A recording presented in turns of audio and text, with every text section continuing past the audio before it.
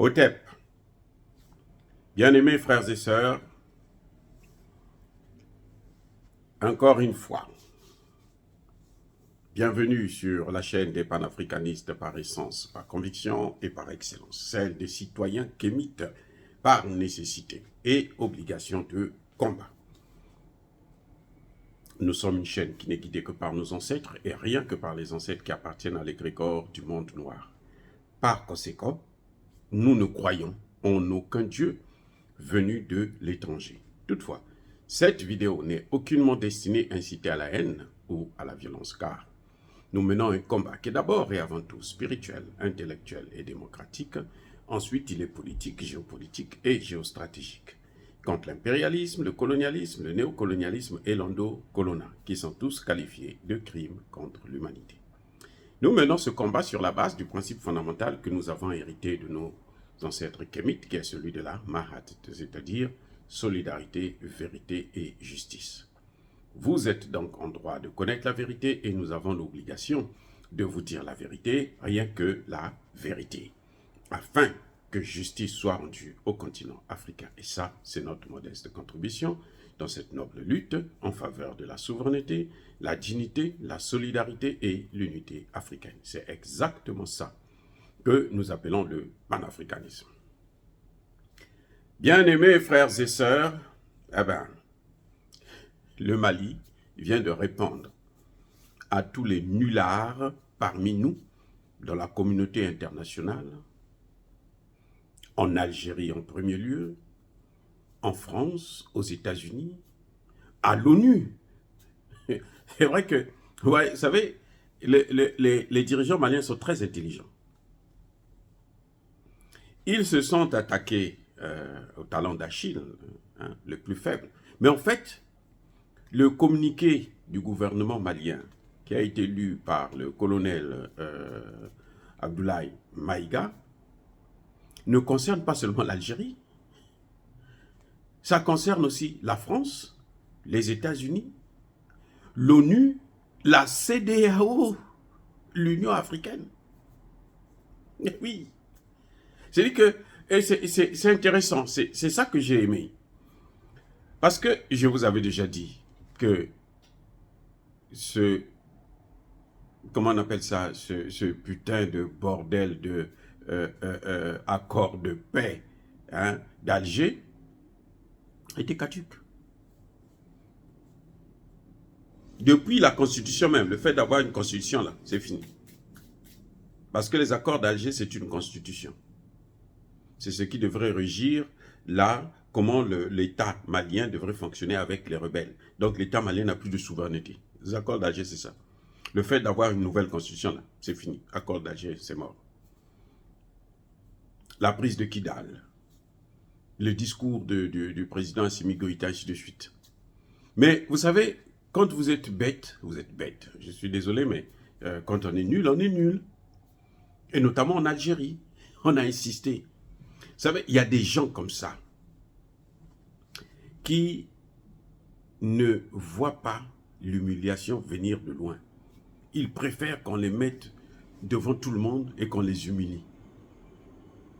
L'Algérie aurait dû comprendre depuis que le président Assimi Goïta, quand il a parlé, surtout quand il a parlé, parce que depuis la Constitution, ça, il faut avoir un niveau de réflexion assez avancé comme le nôtre, je suis désolé, par rapport aux Algériens, pour comprendre que non, mais depuis la Constitution, là, c'est fini, nous, on n'a plus notre mot à dire là-bas. La prise de Kidal, c'est pas la peine.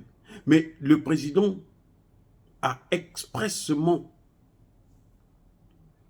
dit ça lors de ses vœux de fin d'année à la nation. Parce que lui, il ne s'adresse pas aux Algériens, il s'adresse aux Maliens. Il a dit aux Maliens, c'est fini les accords là, c'est fini. Vous n'allez plus me voir encore aller en Algérie. Vous n'allez plus voir mon ministre des Affaires étrangères aller en Algérie pour les accords de paix, pour l'application de ces accords. Donc, c'était déjà caduque. Mais les Algériens, poussés, je persiste et je signe, par les Français et les Américains, l'OTAN, allez, vas-y, il faut que tu les gênes. Et soutenus par certains autres pays du tiers-monde, ceux de la CEDEAO, ceux de l'Union africaine, hein, quand ils arrivent à Kampala, ces pays-là, l'Algérie dit, c'est vrai, comme on a dit le ministre, l'Algérie dit, bon, ben écoutez, il ne faut pas qu'on enlève cette motion-là, parce que nous pensons qu'il faut respecter les accords d'Alger. Mais ce ne serait pas seulement le Mali qui devrait parler. Les autres pays, là, du mouvement des non-alignés, tous ces autres pays-là, ils allaient se dire, non, mais c'est pas possible. Pourquoi vous allez, c'est à vous de venir vous plaindre. Laissez le Mali mettre une motion concernant son pays.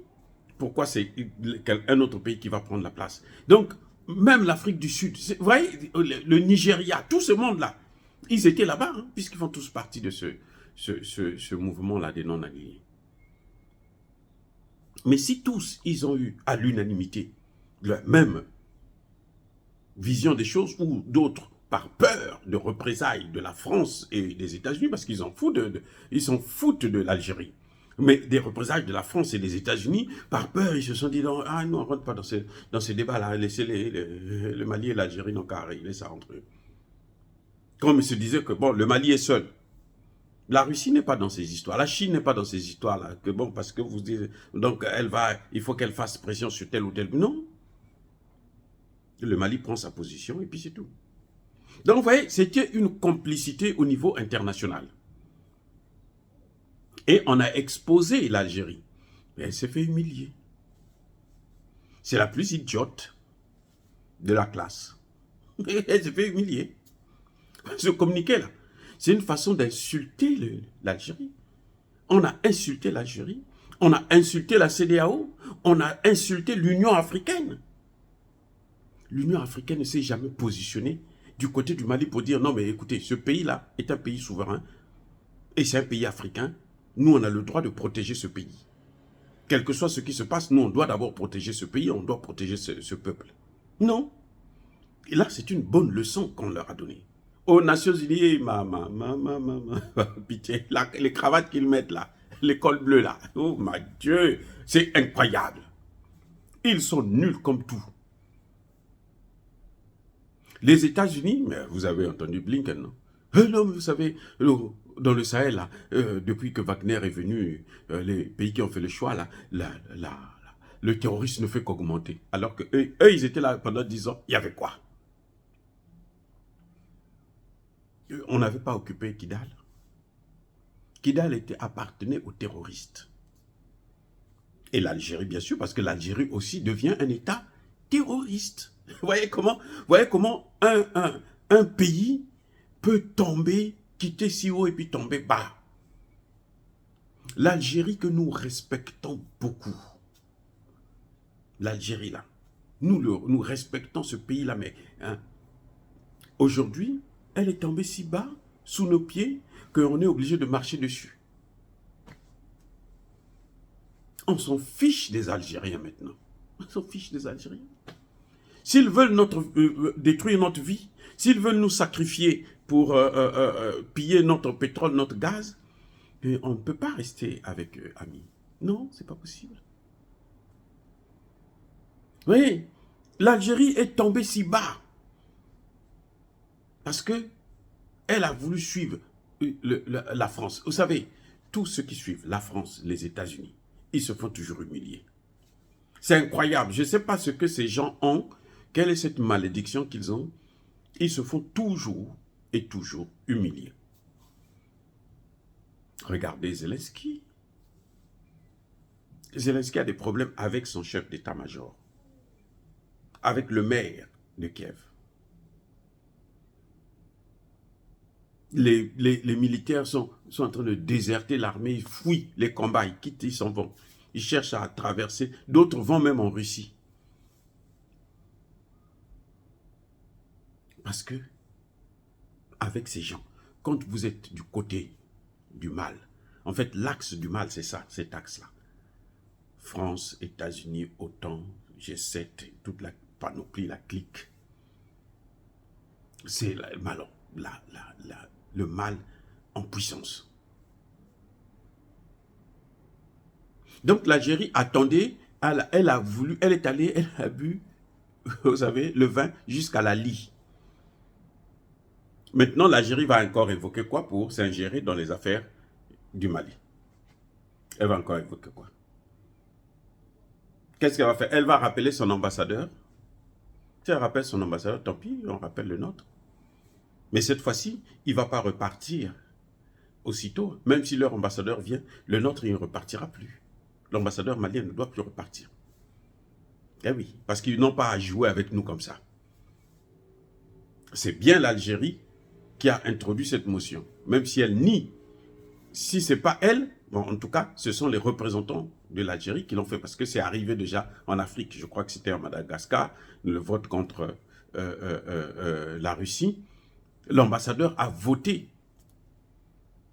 Non, le ministre des Affaires étrangères a voté, mais alors, contrairement à son gouvernement, sans demander l'autorisation du gouvernement, entre le ministre des Affaires étrangères ou l'ambassadeur. Il a pris une position que le gouvernement n'avait pas choisie.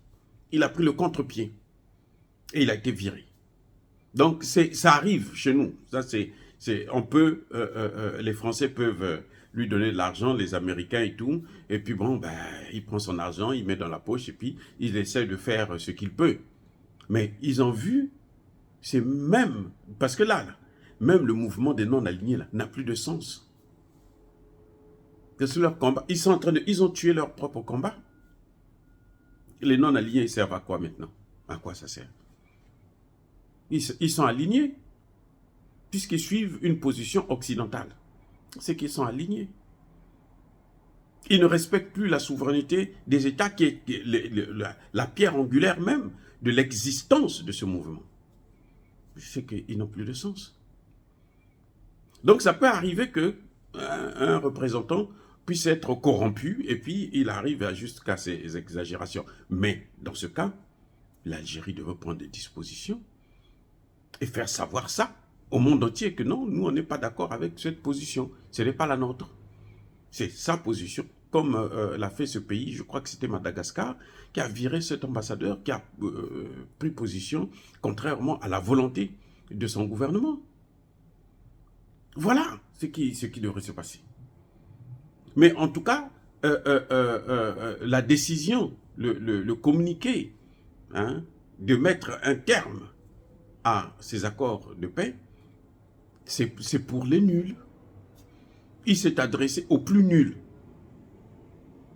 Oui, et je l'avais dit dernièrement dans ma vidéo, j'ai dit si le gouvernement veut vraiment se débarrasser de ces gens-là, sinon rien à faire, ils n'ont qu'à leur donner quelque chose pour...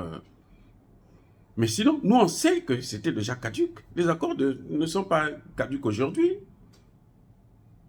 Mais l'Algérie, comme elle ne comprend pas, comme c'est des mules, finalement les Algériens, ils ne valent pas grand-chose, eh bien, il fallait que on puisse les humilier. Là, ils se sont fait humilier. La CEDEAO s'est fait humilier. L'ONU s'est fait humilier. L'Union africaine. Ils ont montré que, mais ils ne valaient rien du tout. Ce sont des nullards.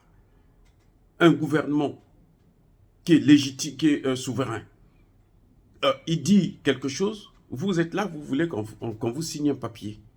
Eh bien, le papier est sorti maintenant. Vous allez dire quoi? Là, ils vont organiser une réunion à l'ONU pour dire que bon, le Mali a mis un terme aux accords de paix d'Alger. C'est ça qu'ils vont faire? Ou au Conseil, plutôt à l'Assemblée générale de l'Union africaine? C'est ça? Ou la CEDEAO? Quoi? Ils vont encore prendre d'autres sanctions? Mais on s'en fiche éperdument des sanctions. Le Mali est en train de vivre là sous sanction. Il a repris Kidal sous sanction. Mais qu'est-ce que nous avons à foutre encore de ces imbéciles qui ne comprennent rien du tout? Qu'est-ce qu'il y a? Il n'y a rien d'autre à faire. Vous voyez, donc l'Algérie s'est fait humilier et elle ne méritait pas ça. Elle aurait pu éviter une telle humiliation. Se rapprocher avec le gouvernement malien pour dire, bon, écoutez, vous avez le pétrole, nous on a besoin de ce pétrole-là, on fait un deal, vous nous vendez ça à bon prix, comme la Russie vend son pétrole actuellement à l'Inde et à la Chine à bon prix, et puis eux, ils vont vendre encore à l'Europe un peu plus cher pour gagner de bénéfices. C'est ça que l'Algérie devrait faire. S'ils étaient intelligents, moi, si j'étais algérien, dirigeant algérien, dès que ça a commencé là, je sais que quand un pays à ce genre d'informations, quand un pays a un service de renseignement efficace, il est saisi par, il y a une telle information qu'il connaît, mais tu t'assois avec elle. Ce sont des frères. Enfin, les Arabes, ils ne nous considèrent pas comme des frères. Bon, on s'en fout de ça. De toutes les façons, on n'a pas besoin. On en a tellement. On est déjà 1 milliard. Alors, donc, on s'en fiche éperdument. Mais je veux dire que ils sont des voisins. Ils ont de bonnes relations depuis tout le temps. Le Mali a toujours cru, a toujours fait confiance à l'Algérie. C'est d'ailleurs pour ça que les accords ont été négociés en Algérie.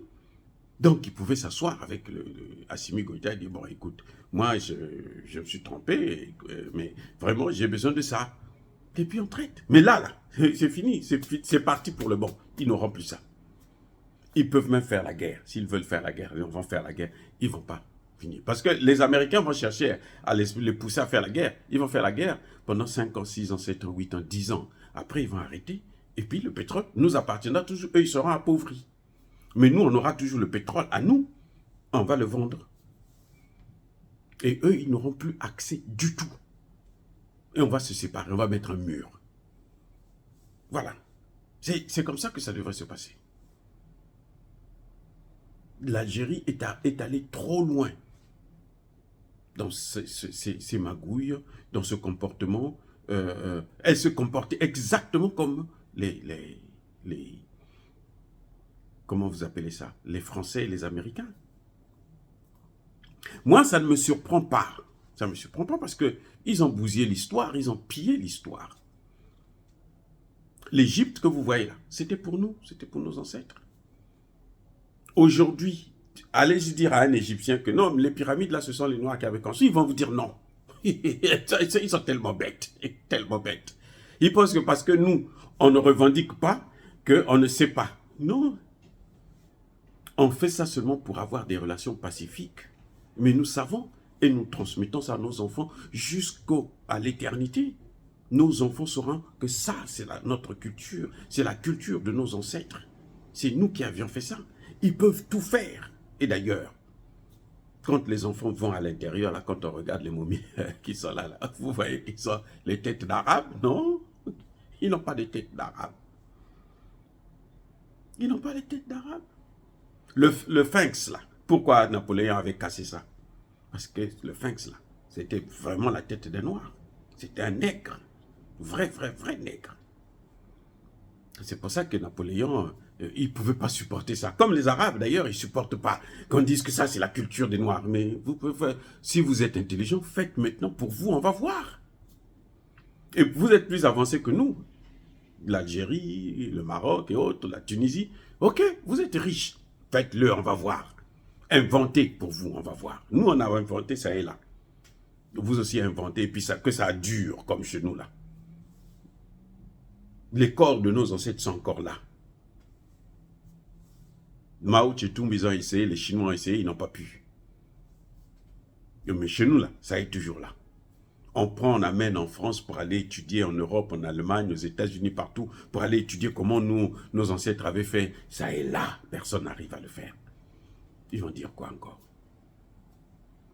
Donc, ce n'est pas des gens avec lesquels il faut dealer.